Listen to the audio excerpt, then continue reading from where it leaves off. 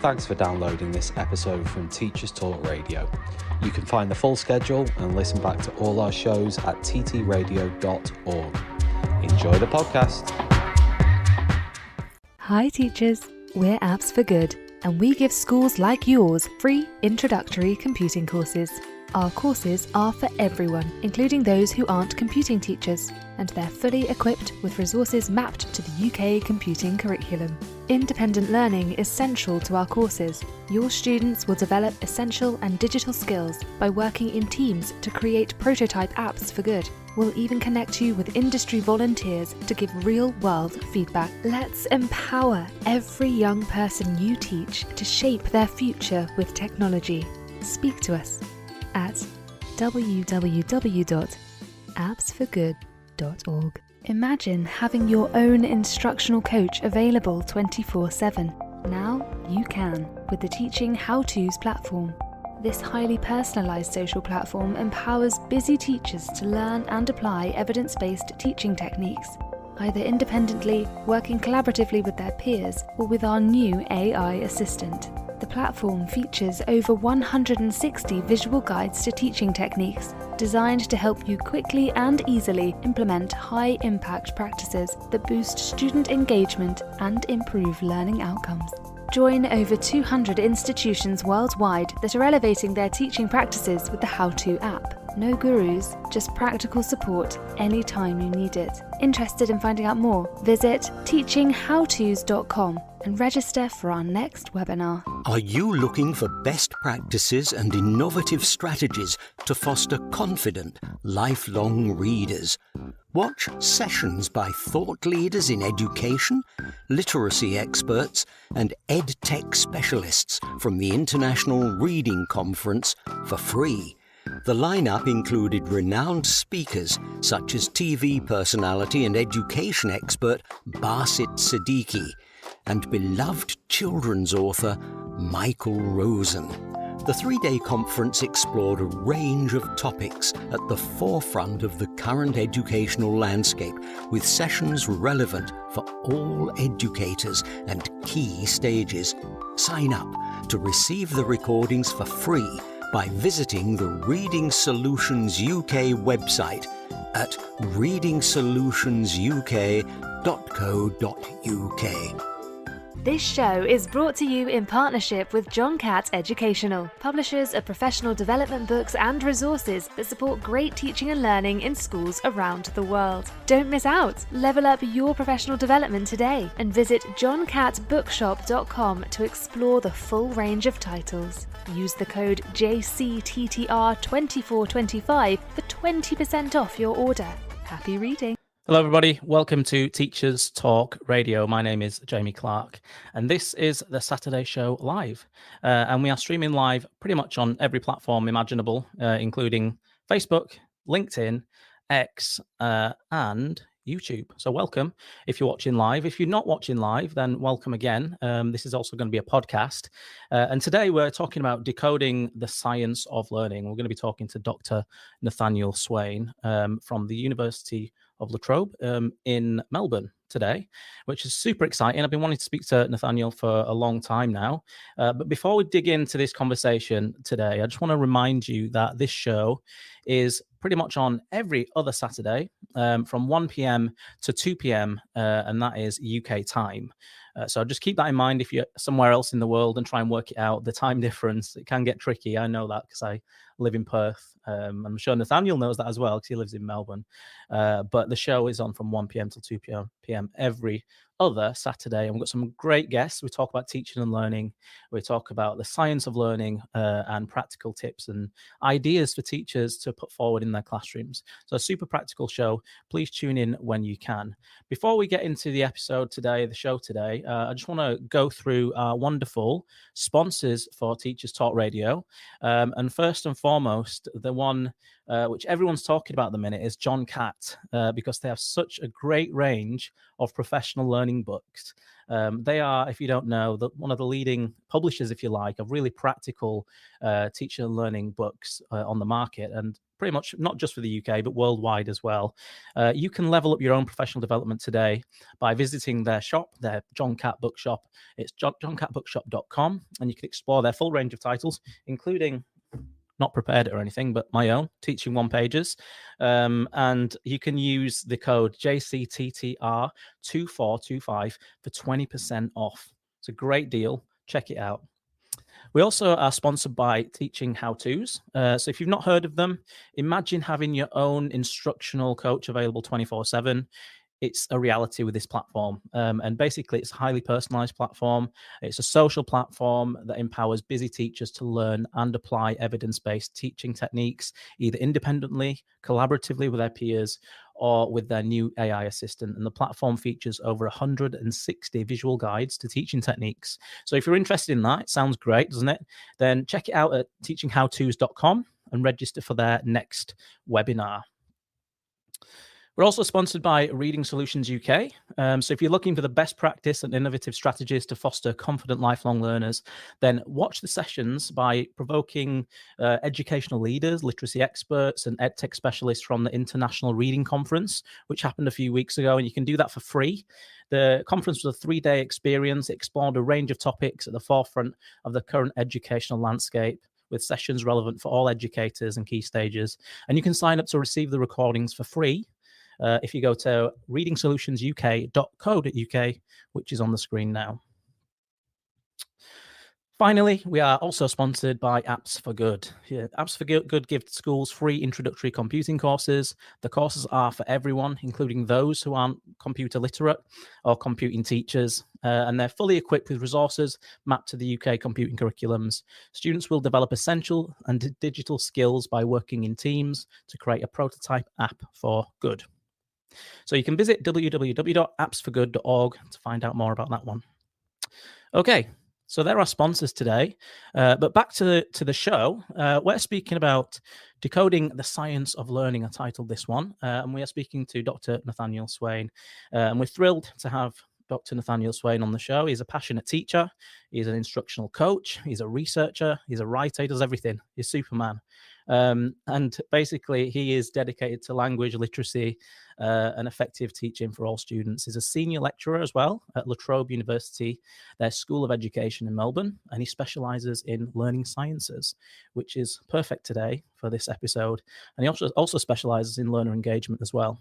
So I'm going to bring Nathaniel into the conversation and welcome him to the show. Can you hear us? Thanks, Jamie. Yes, I can. Thanks for having me. It was a good introduction, wasn't it? That was very kind, very generous, and yeah, it sums up a lot of annoying amounts of things that you have to list off, unfortunately. Yeah, so it's a bit of a repetition of the show 2 weeks ago because you're based in Melbourne, and the guest 2 weeks ago, Peter Schoen, was also based in Melbourne. And just to let viewers know that it's a bit of a time difference, it's 8 p.m. here, but for Nathaniel, it is 10 p.m. And he's been to the zoo today as well, so I presume he's extra tired because he's been It's out been a and big about. day. Yeah, no, but it's been lots of fun as well. So I'm gearing up for this discussion, Jamie. Can't wait. Cool. All right.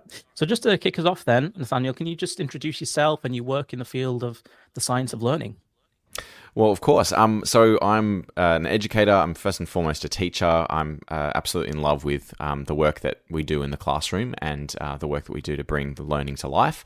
I originally trained as a linguist and a speech pathologist, and also dabbled in dance teaching and a few other things like that. But the learning sciences I sort of came upon, the last 10 years or so, and really found the reason and the why behind becoming a great teacher. And for me, in my current work, I work at the School of Education at La Trobe Uni, as you said before. And so I'm getting to educate the next generation of teachers right now using these principles. And so I try and make this come alive in a very meta sort of way in classes that I teach, which are about the learning sciences, but taught in a way that is according to the learning sciences as well. And so I live and breathe this. My wife always says that I work a bit too hard, but really my work is also my hobby. So it makes it a lot of fun. Awesome. So did you teach for long? Where did you teach when you were originally a teacher? So I've worked in both secondary and primary school settings, but my main teaching experiences have been in the early years of primary. And so I've been lucky enough to teach what you would call reception in the UK, but what's called prep, or various different names around Australia. So the first year of school, and as well as some other year levels in the early years as well. And predominantly a really big focus on literacy, but I'm really passionate about numeracy as well. So for me, all of these principles apply no matter what the setting is and no matter what the age group or the curriculum area. And I think it's just about the teacher finding what will help them in the moment that they're sort of the problem they're trying to solve pedagogically, if you like. No, that's interesting, because when I trained as a teacher, and you've been saying a lot of these ideas are filtrating into, teacher training experiences for newly qualified teachers and whatnot. I didn't have any of this when I was a teacher, when I was training to be a teacher. So it's going to be really interesting to see, what you teach, trainee teachers in a sense. So you're obviously an advocate of the science of learning, Nathaniel, and that's what the topic is today. So what are the fundamental ideas that teachers need to know about the science of learning? Let's start with that.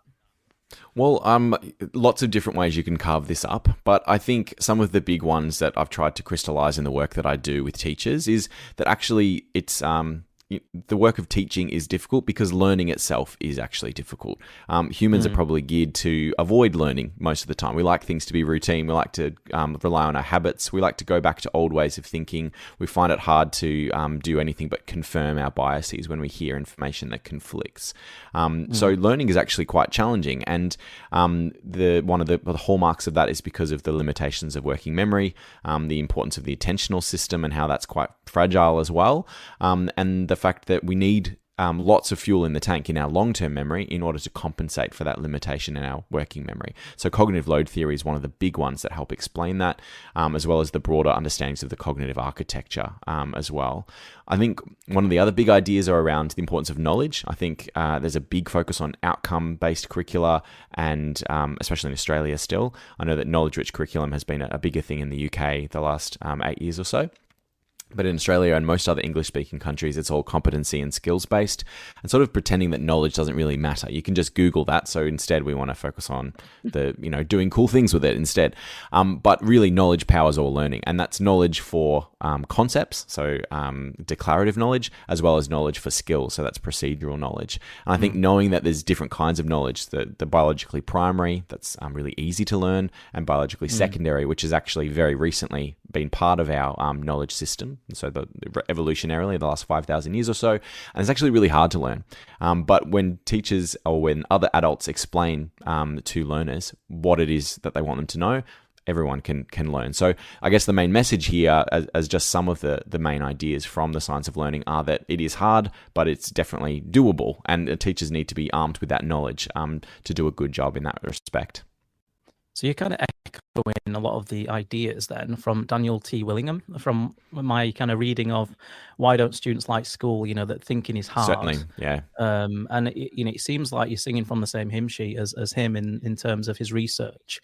Do you think that the science of learning, this boom that we've been mentioning, this kind of like surge in research-based practice and whatnot, is something that is concentrated perhaps more in different countries? Like in the UK, it's a bigger thing. How does that differ to the way it's been rolled out and introduced and kind of put in place in Australia? Are there any differences? So I think a lot of the practices that align really well with the science of learning have sort of been much more established in the UK especially England, the English context, in the last 5 to 8 years in all of that work that's been done in the years of Nick Gibb and so on. I know that may well be different in the next era of education in England, but compared to Australia, we're sort of leaps and bounds behind. So these ideas are just starting to catch hold and are just starting to be interesting to policymakers. We have a big set of changes the last few 6 to 12 months that have happened, where there's a lot more interest in this knowledge being given to teachers, a lot more requirements for universities, and a lot more systems. So education departments in the states and territories who are starting to get onto it. But to be honest, it's actually been in schools, and it's been in the psyche of a lot of very forward-thinking teachers for a lot longer than that. So obviously there's some hype about it now. There's a lot of conversation about it. but it's been something that's been on the cards for a lot of great teachers, and it has explained a lot of great teaching, probably for time immemorial as well. Yeah, I saw your interview on Australian TV a few weeks ago, which was brilliant. Only a short segment, but the interviewer said something like, "Are we going back to basics?" Yeah, they love that one. Is that what? Yeah. So what's your normal response to that? Is this just bread and butter teaching, the basics of teaching, but just disguised as cognitive science and the science of learning? It's certainly a big straw man argument that's been put up in that. This is a smoke and mirrors way of trying to bring the 60s style of teaching back into schools. Yeah. But I never buy into that discourse, mainly because really, my interest in the science of learning is about effectiveness, and effectiveness for the purpose of excellence, but also equity. My entry into these conversations was working with young people in the youth justice system, so juvenile delinquents, sometimes they're called depending on your context. And they were in there because of various challenges that they had in their lives, but also because their school did not do a good job by them. And essentially school and their education and all the benefits that education has for the kids that I worked with was not afforded to them. So for me, education is life and death. Education is the key to changing the society as we know it. And it's not just a fun sort of thing. It's actually a social sort of equity imperative. And so that's where when I'm like back to basics, it really grates on me, mainly because I couldn't be more progressive in my views of what education should be about and should be for. And that really we're not trying to hark back to another time where sort of, hierarchies and class systems were a lot more intense, and gender and sexuality and stuff were completely ignored, and all of those sort of things that you can think of with the 60s and the good old days that some people might refer back to. I think in some ways the fundamentals about how teaching works, they may have had the mix a little bit better in some earlier periods than the current period now. But when you talk about progressivism as the antidote to the traditionalism, if you like, progressivism itself is a movement that's about 100 years old as well. So it's not like any of those ideas are actually new necessarily. So hence I don't like the idea of going back, because in many ways I think the only place we can go is forward. Yeah, interesting. And we'll come to the idea of, trad versus prog, or traditional it's a big versus progressive. We'll tread carefully around that one, because it can get a little bit heated. Of course. Sometimes. Oh, definitely, yeah. But we'll dip into the rise of the science of learning in education now, because obviously, this is the title of the episode, and it's become an increasingly popular thing amongst traditional educators in recent years. Is it just a trend, do you think, or is it something that's going to last and going to, we're going to be talking about still in 5, 6, 7 years? Well, from my work with schools and my work in schools, I know that my own school, which was transformed by adopting principles and practices that aligned really well with the science of learning, unless there's a really radical leadership change where the principal comes in and says, we're sick of all of that stuff, we're going to remove it and put it back to what we used to do before in the mid 2010s, for example, then the schools that are experiencing success by adopting these practices aren't really going to go back. So for me, it's not trendy. It may be getting popular, but I don't think popularity necessarily means that it has to be something that's temporary. I do think there is probably some hype about it, and that's always something you need to be aware of when something becomes popular, in that people might be putting a label on something and saying, well, this is something that's popular at the moment. I want to be getting that science of learning or science of reading sort of label, which will improve my brand awareness and things like that. So that's always something to be aware of. But I don't think it's in the sense of being that something's just a passing phase. Some people say it's a pendulum swing going from a skills approach to back to a knowledge sort of approach, or explicit teaching versus inquiry. They see that as definitely a swing from one side to the other. Phonics versus whole language is another one. But for me, it's less of a swing and more of a correction in terms of what our emphasis needs to be. I don't think the science of learning says anywhere, because given it's a broad body of research, that explicit teaching is what you need to do all day, every day. It doesn't say that definitively, because it talks about, the body of research says how effective explicit teaching is for certain kinds of learning and at certain stages in the learning trajectory, but it's not the be-all and end-all in terms of fostering creative, critical, and independent learners, which is what the end goal is. So I think the hype is there, and I think that's definitely one of the risks. But I don't think that we have to sort of be critical of the movement necessarily, because there might be some hype around the edges. Okay, yeah, because I've seen this. I've been teaching 15 years now, something like that. But you do get these like fads and phases and Certainly. ideas coming into play, and they kind of, like you said, it's like the swing back and forward, or it's very cyclical. Something will come around and it'll be out of flavor the next month. I feel like the science of learning and the real kind of evidence-informed approaches that are really coming out now in the last 5-6 years are really different to that. Personally, I don't think it's the same kind of trajectory. But I just wanted to ask you about the risks of it in terms of Yeah, sure. the practical application of the science of learning. Is it going to lead to like oversimplification and maybe misinterpretation of its principles? Like, I know that, for example, I think it was Dylan William or maybe Tom Sherrington, I don't know. I know it's in teaching walkthroughs anyway, but they refer to lethal mutations. Oh, yeah. Is Dylan it going to William. be... Yep. Is this going to be a problem, do you think? Because people might oversimplify a lot of the research. Yeah, look, that is always a risk when you get wide-scale adoption or wide-scale implementation, is that you have watering down of the message or simplification of the message, as you talked about there. But also lethal mutation, where it's like, okay, you implemented something, it was meant to do something, but you've actually completely ruined the whole core of it. Like it now has a negative effect rather than a positive one. That's always a risk.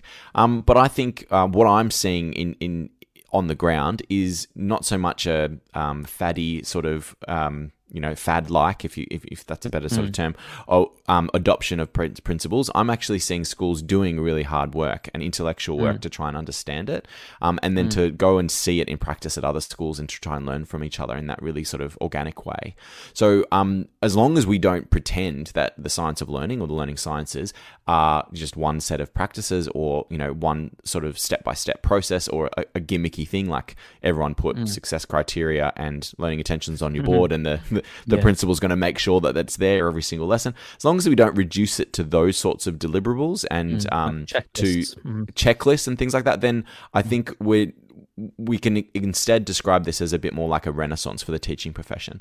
The learning sciences are one branch of ways of thinking about teaching. Obviously, there's other things that sociology and the history of education and even critical theories, for example, have to offer.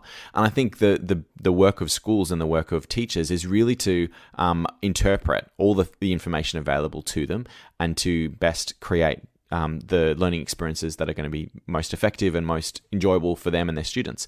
So I think as long as we keep our eyes on the goal, which is we want to do right by our students, be the best teachers that we can be, then I think the learning sciences will just continue to inform that and to improve the messages and the crystallizations of those key principles. And obviously the research will continue. The best thing about using the science of learning as a goalpost instead of a broad philosophy, for example, is that the science of learning will keep shifting and will keep growing and is constantly being challenged and reshaped. And that's a good thing, because that's about knowledge constantly being improved as it's implemented, researched, questioned, critiqued, and so on. I think that's why it's really an exciting time in education, because it's not a static thing or one person's idea that we're trying to implement. It's a set of practices that is the best that we know right now, but may well be different in 5 to 10 years' time. It's about building on it, isn't it? And kind of finding new research and making adjustments as we go. Definitely. You yourself have obviously visited schools. How have you seen schools adopt these ideas like really well? Have you seen any good examples of how this is played out in reality?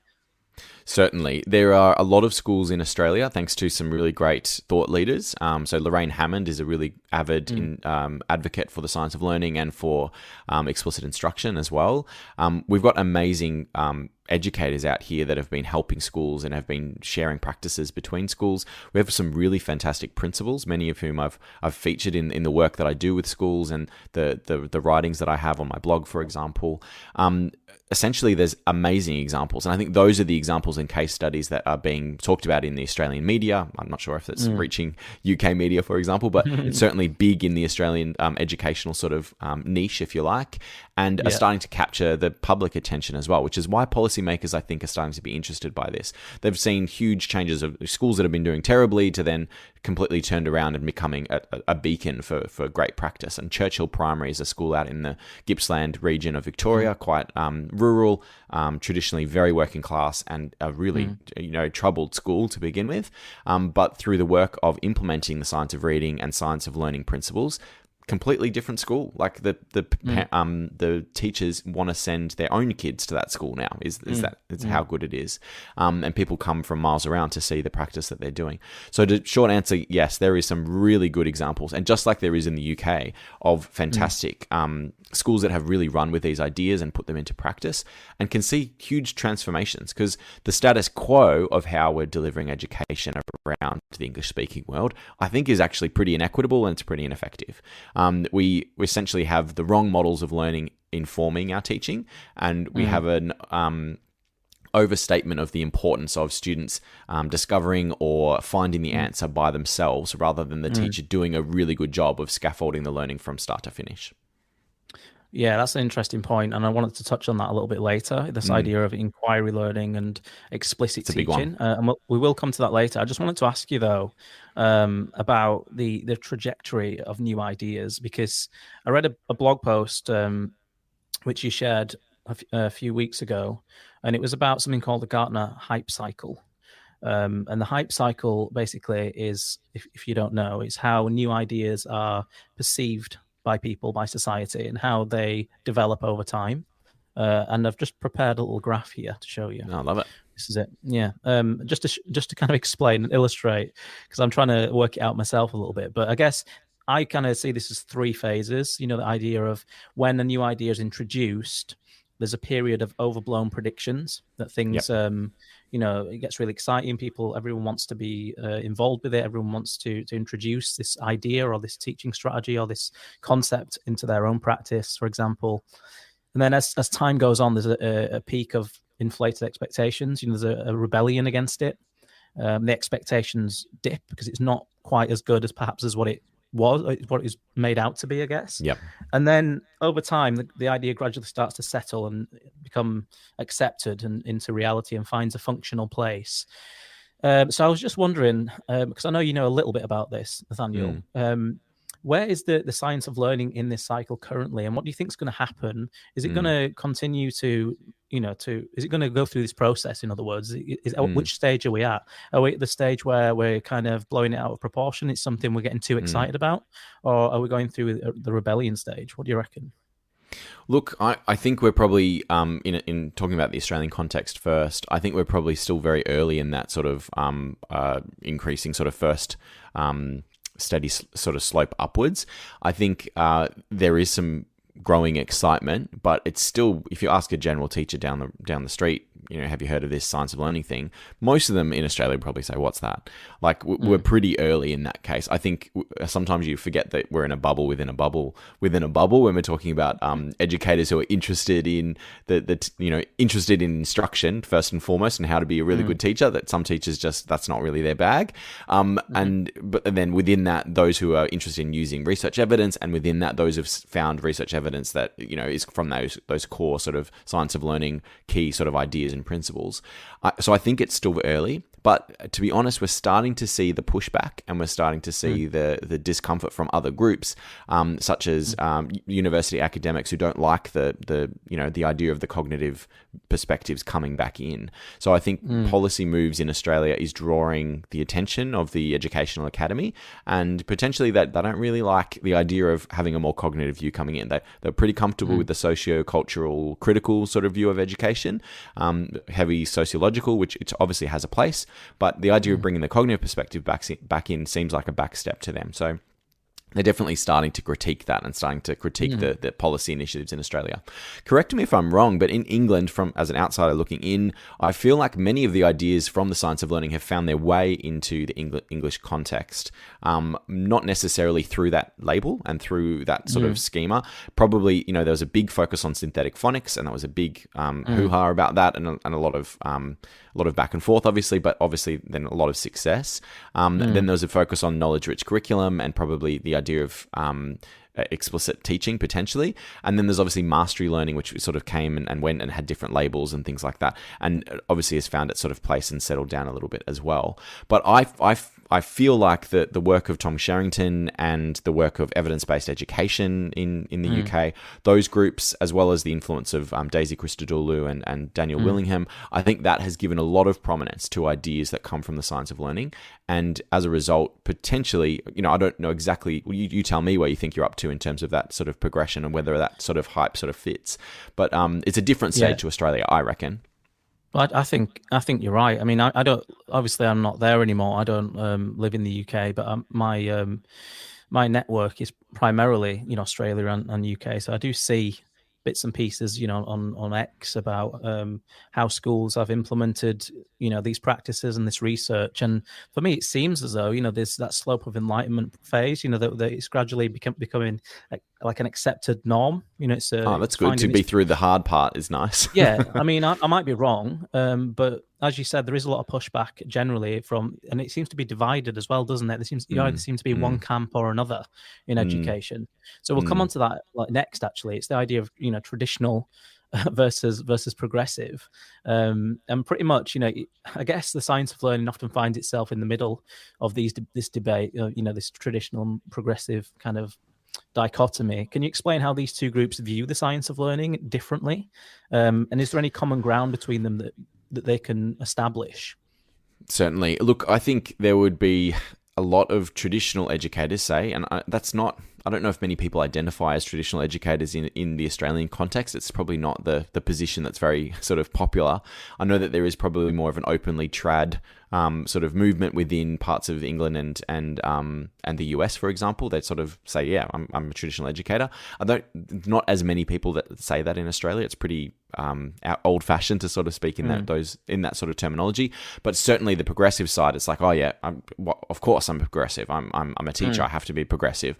So that's certainly that other side of the dichotomy is definitely there. But it's almost like you wouldn't be accused of being traditional in some ways. So I feel like the science of learning, like where it sits and how writers will talk about their contributions to it, because it's many researchers with many research papers over decades and decades. I don't know whether they actually think in that sort of dichotomous sort of way. I think they might say, well, the evidence is pointing towards these practices. Those practices may well be more understood and more sort of sitting better with an audience that is potentially one or the other, so traditional or progressive, and therefore, therefore maybe something that's more traditional or progressive would make sense. But depending on who you speak to, I think that might be different. For me, that distinction doesn't really work for me. I think because I think of my mission in my work in education is a progressive mission. One of the reasons that my charity, which I founded, is called Think Forward Educators, is because I was trying to capture the idea of progressivism without having to associate with progressivism of John Dewey, for example, which is, as I said before, is 100 years old, that movement. So I think educational progressivism as an idea has a lot of things in there that are good-willed, but potentially actually conflict with what we now know from the learning sciences. So if you're going to critique progressivism as a thing, I think you'd actually say, well, what are the details within there and how do they actually marry up with what we know about how learning works and how best to teach? So things like giving students control of their learning and they're the ultimate sort of driver in the driving seat. We actually found, because of the importance of novice versus expert learners and how they actually learn quite differently, novices need explicit instruction and guided sort of practice. Experts can actually be much more discovery-led and inquiry-based. Essentially, a progressivism ideal, which is the teacher should just step back and be the guide on the side, it doesn't hold out in terms of when we're teaching the majority of things in school, which is to novice learners, because even if we're teaching Year 12 mathematics, they're going to be novices in the new mathematics that we're teaching. So therefore we have to teach it explicitly. So I think when you take examples like that, that's where the idea of progressivism versus traditionalism doesn't really wash with me, because I know some people like to adopt one position or the other, but for me it's like, well, what does the evidence point to? And maybe there's better paradigms that we can think about that actually talk about where teachers feel they are in terms of their practice that doesn't necessarily align with a broader political movement. Like progressivism is not just about education, it's also a broader political and critical sort of movement as well. When you say progressivism, do you mean like obviously discovery-based practices, right? Like inquiry and those kind of hands-on. Those pedagogies, pedagogies are certainly associated with that, but there's some parts of progressivism that actually questions the need for education to be about learning at all. So Biesta is a theorist who's currently still working now, who basically holds the position that education is more important than just learning alone. Like there's a social transformation imperative that needs to happen, and the focus on learning actually takes away from that. So Paulo Freire, who's the famous pedagogue from Brazil, he had Pedagogy of the Oppressed as this famous sort of text, basically said that becoming a true educator is actually stepping back and letting the learner actually drive their work so that they can become enlightened in their own way, and also to drive their process. Otherwise, we are just pushing the learning onto them. There's the critiquing of the banking model that you might be familiar with, and for me, this sort of contradicts directly with what we now know about knowledge-rich curricula and their importance for building students' background knowledge and how that has knock-on effects and benefits for everything. He basically said that the banking model is no good, where you're trying to basically just fill the students' heads with facts and figures and skills that they might need later, with the idea that they'll spend it at a later time. Ironically, the evidence shows that we do need to build up a background knowledge of lots of different things and lots of skills, and obviously not all of those will be immediately useful, because some of them are building towards much higher level mathematics or higher level English, or scientific understandings that they might not need right now. But the idea that we can just let students decide what they want to teach themselves, as Freire likes to say, is essentially pretty contradictory with what we know from the science of learning now. So for me, if you pick out different things like the focus on inquiry-based and discovery-based learning, like the discomfort with explicit teaching because of the ideological position that some progressive educators might hold, yes, those things do actually conflict quite strongly with some of those principles from the science of learning. But then there's other things that probably aren't as straight as that as well. There's the science of motivation as well, and how that there is an importance of some of the things from progressivism that they really brought in, such as valuing student-teacher relationships and the importance of understanding the family context. All of those things are actually probably aligning quite well with what we know from the science. So I don't think it's cut and dry. So what would you advise, let's just say, a graduate teacher to do who is trying to navigate these conflicting perspectives in their practice? What would you say to them, or what do you say to them? Well, I probably say something similar to what I said before, in that I would be guided by the research and by the scientific evidence. There's obviously heaps of other research that's done that doesn't have the rigor of some of the pieces that we rely on when we talk about the science of learning. But be guided by the best available evidence. And just like aviators and pilots, doctors are required ethically to use the best available evidence to inform their practice, I think teachers should be as well. So just because an idea sounds good, and because it has a strong theoretical basis, if it doesn't have any basis in reality, so it hasn't been tested empirically, then I think that's where the teacher needs to step in and say, well, I'm going to question that practice or question that theory, which is essentially what we can do without having to put an ideology over the top of it. Okay, so let's move on and talk about balancing explicit teaching and more kind of inquiry-based practices now. Like in the classroom, let's just say on a practical level, how would you effectively balance the two approaches, and how would it work in conjunction with each other? So for me, the concept of balance, I always think of balanced literacy and how that was a compromise actually offered by the phonics side of the debate. If you're not familiar with it, whole language was all about meaning and get rid of those nasty grammar exercises and focus on the sound letter patterns. Remove all of that in the 70s and 80s, as Kenneth Goodman and Murray Clay saw to. And balanced literacy was actually put forward as a compromise position by a phonics advocate, saying, well, we understand that literature and talking about stories is important, but phonics is really important as well. So unfortunately, what happened is that balanced literacy was put forward as a potential compromise, and then actually became almost more annoying and more difficult to sort of pick than whole language itself. So the idea of balance, I don't think that concept will always work when you're trying to look at the two different poles or two different sides. And I don't see explicit teaching and inquiry as necessarily as polar opposites, especially in the way that you deploy them. So for me, I think probably the best way to thinking about it is, the idea of tension. There's always the tension between how much I want my students to independently explore and apply and ask questions themselves versus the tension of how much should I provide to them in terms of the learning and the practice and the guidance and the feedback. And that's all the mode A versus mode B teaching that Sherrington talks about, I think is really helpful for this. In Sherrington's view, I think 80-20 is what he usually lands on depending on the subject and the age of the students. And so 80% explicit instruction for me feels about right. It's not to say that the 20% inquiry and the 20% exploration isn't really valuable. It actually really is.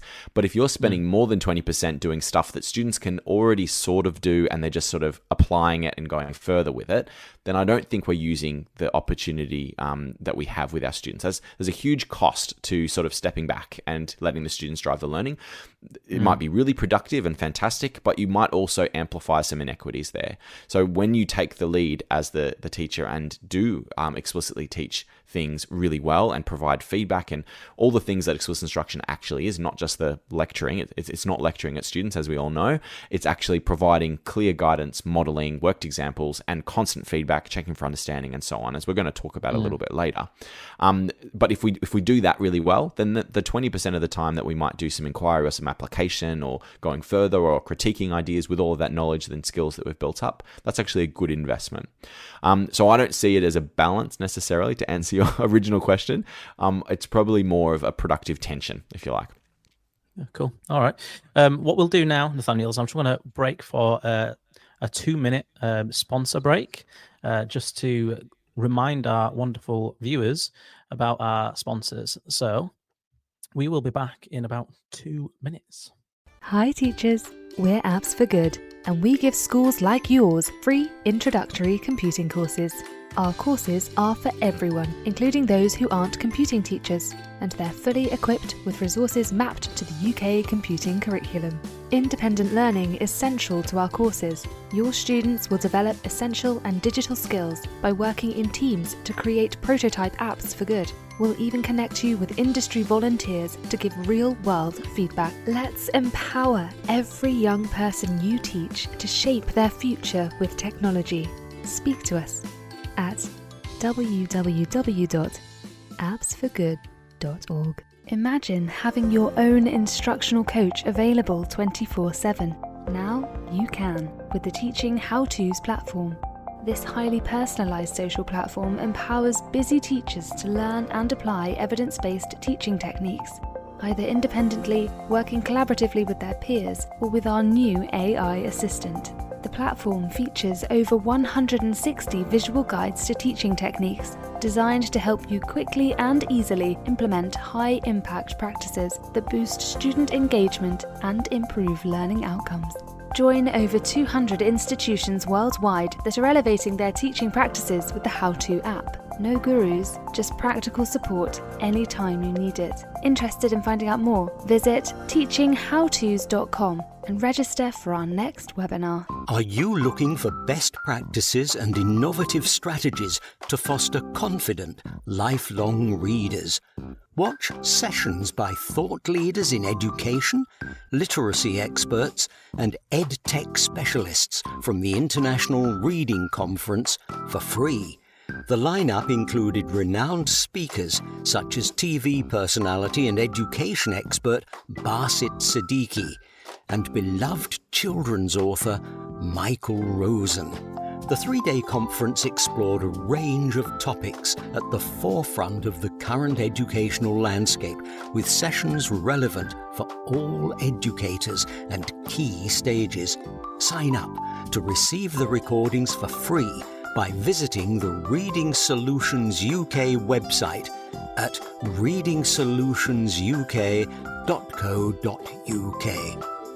This show is brought to you in partnership with John Catt Educational, publishers of professional development books and resources that support great teaching and learning in schools around the world. Don't miss out! Level up your professional development today and visit johncattbookshop.com to explore the full range of titles. Use the code JCTTR2425 for 20% off your order. Happy reading. I just want to remind everyone that this show is live. So if you do want to ask Nathaniel any questions today, please, send your questions in. I'm sure he'd be more than willing to answer them. We've still got a bit longer to go on the show, and we've still got some great questions to come up.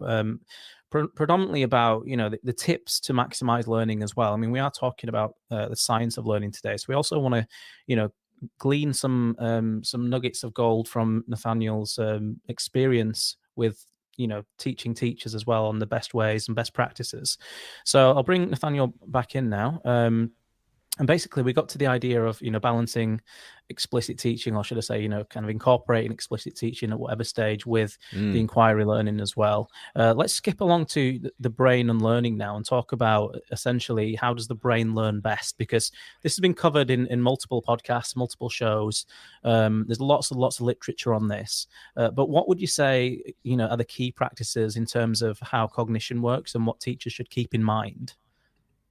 So a few things. Going to what we said before is that the hallmark of our cognitive system, if you like, is that we have a very limited working memory, but we have an almost infinite, as far as we know, long-term memory. So the way that we can get around the limited working memory is to get really good at building up students' knowledge that they have to draw upon to solve new problems, and to get really good at chunking information into manageable pieces and giving students lots of practice so that those become automated or so that they become more manageable. So when we experience cognitive overload, as cognitive load theory sort of says, we essentially stop learning and we experience frustration. When we have underload as well, where it's not challenging enough, we also experience sense of apathy, boredom, and also disengagement. So for me, that's one of the key ideas that exists there. One of the other ones that we haven't talked about just yet is the importance of the forgetting curve. And so this is the idea that most of the things that we learn actually we forget. So great ideas, great facts, awesome stories, mostly gone. You might keep 5% of those things. Yeah, exactly. I just remember reading something once about it. No, it's gone. So as teachers, we need to know that forgetting is part of learning, but it doesn't have to be. This is one of the big things I talk about to teachers as well. And I think we've been really lucky in this renaissance of time that we're in, that retrieval practice and spaced and interleaved practice, as you talked about in last fortnight on the show, they are really powerful learning tools and powerful tools for teachers as well. And we've got incredible books out there now, from the UK, from the US. Like, we've got a lot of fantastic crystallizations of that really complicated research that make it easy to incorporate things like retrieval practice, using things like do nows at the start of the lesson, using quick multiple choice quizzes, using daily review is a big thing in Australia. So doing a quick, fast-paced review of previous instruction using mini whiteboards and choral responses, absolutely huge and such a great way of engaging and starting a lesson really well. And then you can obviously do exit slips and things like that as well to sort of keep it happening. But, Rosenshine talks about the importance of weekly and monthly and sort of, very, very frequent sort of review that fades according to the forgetting curve. If we keep reviewing that old material at sort of increasingly spaced intervals, we can ensure that it's not forgotten and actually becomes part of the long-term memory, which, as we said at the start, can then compensate for the limited working memory. Would you say that a lot of teachers don't know this? No one knows it. No, that's a bit unfair. Most teachers, when I tell them these ideas, which are not of mine, they're from the research, that many people have articulated them brilliantly. Ollie Lovell's book on cognitive load theory is so accessible and so helpful for teachers. When I take them through this, it's the John Catt book, exactly. Many other great titles from there as well, which I wholeheartedly love and have on the bookshelf. But when I tell teachers about that stuff, which is really accessible these days, it's like mind-blowing. It's like, wow, that changes everything. They suddenly think that, that view of education that probably did align better with a progressive education movement of, students should be in charge of their learning, and we shouldn't assume that we're going to teach them all these facts all the time. Like, how boring to have to learn facts when they could just Google stuff.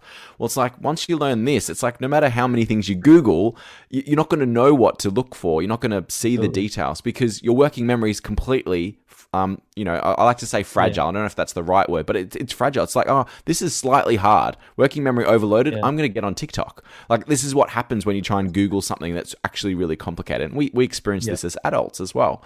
What you need is an expert to take you through step by step what's important so that you fill up all of the gaps in your long-term memory. You have a schema for it, and then you can actually act more like a quasi-expert in that area, in which case, inquiry and discovery will work because you already know what you're looking for. You can see the big picture. Dr. Anita Archer is someone I really admire. She's amazing. Written a book. Yeah, I'm sure you're familiar with her work and stuff, but she's obviously the guru of explicit teaching. But I think one of the quotes she said was, I know I saw it on X once, it was like, just tell them. The quote was just tell them.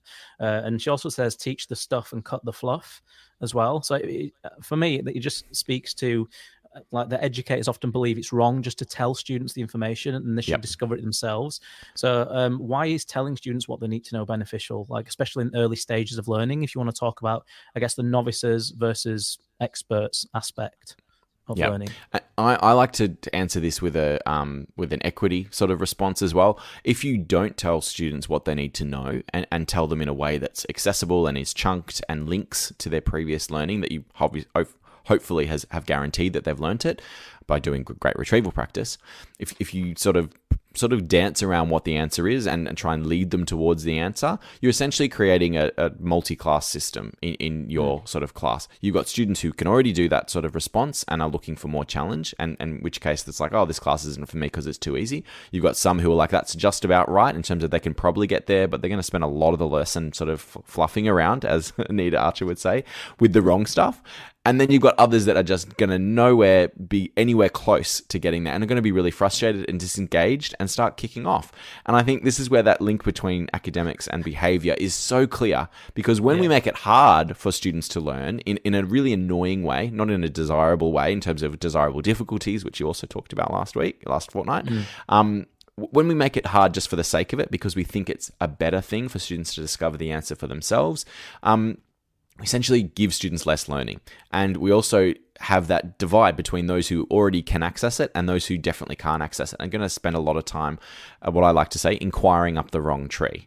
So they're going to be looking and do this project on the completely wrong topic, and then they're going to come back and ask you whether they're on the right track, and you're going to say, actually, you've wasted 60 or maybe 2 60-minute sessions on that. And you've got others who are basically already writing a monologue in the style of Shakespeare on that particular topic, in which case, did they need to do this? Probably not. They probably could do some harder material, which is going to challenge them a bit more. So I think that cut the fluff, teach the stuff, as Anita Archer has famously said, is vital. And I think it just keeps it really real for teachers as well, being like, I don't have to do all those extra bits if they're not actually core to the learning. It allows you to really keep your eye on the goalpost, in that the quality of the learning is what's going to make the biggest difference for students. And then when you flip the switch and go over to mode B, you've got an equitable mode B happening. Students are doing some valuable investigations and critiques and, applications of their learning, because you've guaranteed that you've got the mode A working really, really well. I love the mode A, mode B concept by Tom Sherrington from his book. Was it The Learning Rainforest, wasn't it? Originally, The Learning Rainforest, and from his blog before that, but it's obviously appears in Teaching Walkthroughs as well. Yeah. That's awesome. All right, we're just going to move on now, Nathaniel, because we're knocking on time a little bit. Let's go to some of the tips to maximize learning, because obviously we can talk about the similar ones to I mentioned last week. We'll just talk about a few, and we'll talk about checking for understanding. I know you've mentioned this before in your blogs and in your interviews and whatnot. So can you explain the importance of this in the classroom, and what are some effective strategies that teachers can use to ensure that students are grasping the material? Now, a lot of people talk about CFU, so checking for understanding. I really like the definition and the simple introduction that the Hollingsworth and Ybarra text explicit direct instruction has on this. And their quote is, checking for understanding is the teacher continually verifying the students are learning what they're teaching as they're teaching it. And I think that's just the clearest bulletproof sort of definition that I can sort of drum up. And that's fabulous work that they've done in that. And what they talk about is TAPL. They talk about checking for understanding as teaching first, asking a specific question, pausing and doing a pair share with a partner, so that's a turn and talk, so they can practice and go through a response. Also acts as a bit of wait time. pick a non-volunteer, listen for a response, and provide effective feedback. So that's TAPL. And for me, for all of my graduate teachers that I'm working with, that's everything that they need to know about checking for understanding to begin with. The other way to do it is obviously mini whiteboards, and they are really, really helpful to be able to see the learning all at once and to give all students a chance to work at their pace to sort of work through a problem, and you can see really quickly whether you've got errors and be on the lookout for those. So checking for understanding for me, just those two. If every teacher did those two strategies, and this is something that Hollingsworth and Ybarra say as well, if they just did those two strategies of TAPL and whiteboards, I think we would see a completely different education system. It's that simple, because every 3 or 4 minutes, teachers would have an indication of whether that explanation has fallen flat or has completely gone over their heads, or whether it's on the money and they can keep going and even go a little bit faster. I think the way that we usually teach, that teachers are trained to teach at the moment, is that, keep the lessons as small and as minuscule as possible, because the real learning, I'm saying in air quotes for people just listening, is meant to happen in the independent phase when they're off inquiring or working in groups or doing something with the learning, not the mini lesson at the front where it's a bit boring because the teacher has to speak. I think if you just get rid of all of those qualms about teacher-directed instruction and say, well, I'm going to teach this really well and I'm going to teach it really effectively and responsively, then checking for understanding is the antidote to, and the key to doing all of that. It's essentially the way that you can ensure that what you're doing is working in real time and to fix it if it's not, and that's why it's such a brilliant concept. Yeah, I love TAPL as well, and you might have seen a one pager that I did on that last month or the month before or something. It was pretty much a representation of that strategy, which is super powerful, and it's super practical as well. So I definitely recommend to look into that if you don't know what TAPL is. It's a great acronym. It's a great way for checking understanding. Let's quickly talk a little bit about practice and guided instruction. Practice and guided instruction, obviously a critical component of effective teaching. How can teachers incorporate these elements into daily lessons, because it can be quite hard to balance and know when to move from one to the other? Definitely. So I think obviously the explanation, the explicit teaching and modeling, which happens at the front of the lesson, after we've done the review and the activating prior knowledge, of course, all of that is really important. But the meat of the lesson, in terms of the teacher guided sort of phase, is that guided practice. The reason being, it's when you can see whether students are grasping the concepts that you're trying to help them grasp, whether they're mastering some of the initial skills, depending on the focus of the lesson. It might be a concept focus or a skill focus. If they're doing a step-by-step sort of procedure, you can see whether they're understanding that and whether they're able to apply it to a simple sort of version of the problem, a slightly harder version, and so on. So guided practice for me is essential, and I often come to it after I've done a big explanation about checking for understanding how that can work, about the importance of activating prior knowledge, and about the difference between concept and skill development, which is a nice distinction that again, the EDI sort of crew, Hollingsworth and Ybarra talk about. So guided practice is where the really awesome part of the lesson happens, though. It's when you have things like problem pairs. So the teacher shows the example problem that they've worked through, and they sort of think aloud through those steps. Then the student has a matching similar problem. They can actually compare the teacher model to the student sort of model. And you give feedback along the way, and it doesn't have to be the whole process initially. It could be the last step or the last 3 steps, or it could then eventually building up to the whole process. And essentially, you can then see where the errors are as they're unfolding. They've meant to have a grasp on the concepts and the skills, and now they're basically pulling those things together to see whether they can do it. And obviously, for some lessons, this lends itself more than others. I know that in text-based lessons, guided practice isn't going to look like this necessarily. It might be that you do guided practice in the form of discussion and debating ideas, or drawing out students' interpretations of a text, for example. But when you're teaching something procedural that does have specific components, or that has specific concepts that you're trying to sort of get working, like in mathematics, like in writing, like in parts of English, and any sort of content-based subject where you're having to do something with the concepts and sort of solve a problem, then this guided practice is so important. And that's where the really good explicit teaching can happen. People think and relegate explicit teaching to the teacher lecture, as we talked about before. But for me, the really fantastic explicit teaching is the guided practice.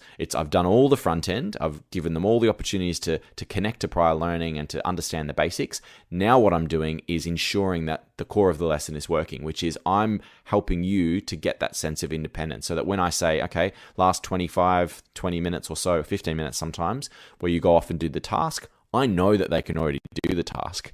Because the best thing about doing explicit instruction well is that when they go to independent practice, essentially your job is done. That's just them practicing. There's no, you can monitor it and sort of keep track of it a little bit, but essentially you should only send off students to independent practice if they need it. So I have this really big thing that I emphasize with teachers who love to teach things in small groups all the time, is that you can actually do this whole class level much more frequently and much more effectively, because the small group that you'd have is the ones who, based on the task at the end of the explicit part of the lesson, they're the ones who can't do it independently yet, even after guided practice. In which case, you bring them back and you say, we're going to do a bit more concepts, we're going to do a bit more skill development, we're going to do more CFUs, we're going to break it down a little bit more, maybe do a bit more guided practice, and you might finish the lesson just in that small group of 3 or 4 students with the guided practice phase, and they don't get to independent for that lesson, which is, that's the gold, I think, is that the guided instruction then can be more or could be less depending on where your students are at, which is how you can get that, what I like to sometimes talk about as built-in differentiation, or as many people in the UK are talking about as adaptive teaching now. It's like,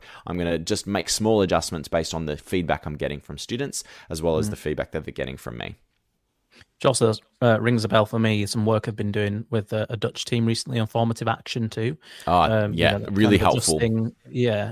As a responsive teacher. All this kind of plays into me, and we don't have time to talk about it today. I wish we did. But I feel like there could be a big discussion about behavior with this as well, because I feel like that needs to be the foundation. So I'm thinking about these things you're saying, and then I'm thinking like, sometimes these can't always be executed perfectly in class because of the behavior debate. So maybe this is something, at a later date we can chat about. But let's quickly move on and talk about spaced learning, because obviously this is the last tip, which I've written down, which I hope you can help us with. So spaced learning is a technique obviously often recommended in cognitive science from Bjorken's research and whatnot. Can you explain what it is just briefly, and then how teachers can implement it? When I think about my own high school sort of experiences, I think most of the practice that I had and the learning that I had was massed practice. So we'd do a topic intensively for a week or two, and then we probably wouldn't come back to it for a month or a term or something like that. Maybe on an exam we'd look back at it, so we'd have to sort of cram for the exams, which is also not spaced learning. So spaced learning is the opposite of massed practice, and that's essentially giving students an opportunity to come back to the next part of the story of that particular topic multiple times with gaps in between. And spaced learning actually pairs really beautifully with interleaving, because you're able to then go back and forth between slight variations of different kinds of problems or different topics, or have active comparisons between, say you're doing history and you're comparing different parts of that historical period that you're looking at, or the different players or movements within that period. Or you may even interleave different periods and sort of then look at the connections and the contrast between them. The benefit of spaced learning is that it plays much better in terms of ensuring that we take account of the forgetting curve and combat that. So it makes the retrieval practice a lot easier, because essentially instead of doing 10 lessons in a row on, say we're in maths now, we're doing grade 3, and they're learning how to do the vertical algorithm for multiplication for the first time, instead of just doing 10 lessons on that, in which case by the 7th, 8th, 9th, and 10th lesson, you're getting really struck for ideas. Like, we're doing the same skill for all of those lessons. Most people have got it. What am I meant to be doing? I'm just going to do games. Like, we're just going to make it like a fun thing because they can already do it, but we have to fill the rest of the week. So instead of that massed practice model, I'm going to take those 10 lessons on that topic, which was vertical multiplication. I'm actually going to space that out over 4 to 6 weeks. And instead of just doing that for 5 days a week for 2 weeks, I'm going to do that 2 days a week for 5 weeks. There we go. I got my maths right, which is helpful. And then essentially you get the benefit of them starting to forget what they learnt about on Monday and Tuesday, or Monday and Wednesday about that topic, because by the time you get back to the next Monday and Wednesday, they've started to forget, but then they've had to challenge themselves using their retrieval practice and actually strengthen those connections. So then by the middle of the term, you've done that topic for 5 weeks along with 2 others in that maths sort of curriculum. Essentially, you get left with a much greater mastery and a lot more equity as well, which is really important. Cool. Great. I just want to quickly move on, Nathaniel, because time is ticking up. But the last question, I have to ask you this because I wrote it earlier, and I think it's a really good question about teacher resources. because there's lots and lots of, there's a proliferation of literature on how to embed good practice into your classroom and whatnot. And I'm sure that lots of TTR viewers will be familiar with resources, like teaching walkthroughs from John Catt and whatnot. But do you believe it's crucial for teachers to engage with these resources, and how can they put them into their practice? Because you obviously work with trainee teachers as well. So what do you advise, just briefly? So if you take a novice versus expert approach to this question, I think, you can already predict what my answer is going to be. I think teachers could independently research things themselves and look at the original papers from the Science of Learning, and tens of thousands of them that is, and come up with their own teaching practices. I think that's incredibly possible, but I don't think it's an efficient way to get teachers to get used to these very complicated practices a lot of the time, and also give them good examples of all of the shoulders of giants that they could stand upon. So I think these resources are absolutely critical. My go-tos are the ones that we've talked about. So teaching walkthroughs, the Teach Like a Champion in the US, explicit direct instruction, as we've mentioned a few times, but many others as well. Essentially, there's a whole menu of different approaches you can choose. Essentially, just make it concrete and make it manageable, so you don't overwhelm the teachers that you're working with or your colleagues with all the choices, with slightly different variations on a theme, for example. Yeah. But when you use these resources really well, it takes a principle like, you should space out our learning, and puts it into practice by showing exactly how you could do that and how you could make changes to your curriculum or make changes to your lesson structure. With CFU, it's like, yes, checking for understanding, that's really important. I can get why that makes sense. But to go down to the technique level, you should use existing resources, because there's heaps of wisdom in those resources. People who've tried it, understood it. Doug Lemov's studied teachers for decades now, and really started to understand what a great teacher does and all the variations that are helpful and useful in different times. So these resources are critical. And what I love about now, which is why I feel like it is an edu renaissance, is because there just seems to be more of them, and there seems to be more opportunity to test out competing ideas. And they're not competing theories of teaching and learning, because I do feel like there's a lot of commonality in how they think it should work, but they're competing nuances in what the teaching practices and techniques should look like and what works best in different occasions. And that's the kind of debate that I love to have. So whenever I work with workshop participants and go out to schools and tell them about this stuff and demonstrate, the best thing that I can have is a teacher being like, well, why would you do it that way? That doesn't make sense to me. I would do it like this. And suddenly we have this amazing, very fine-grained debate about what might it look like in practice and how we could improve it, and what they've potentially found has worked for them in the past.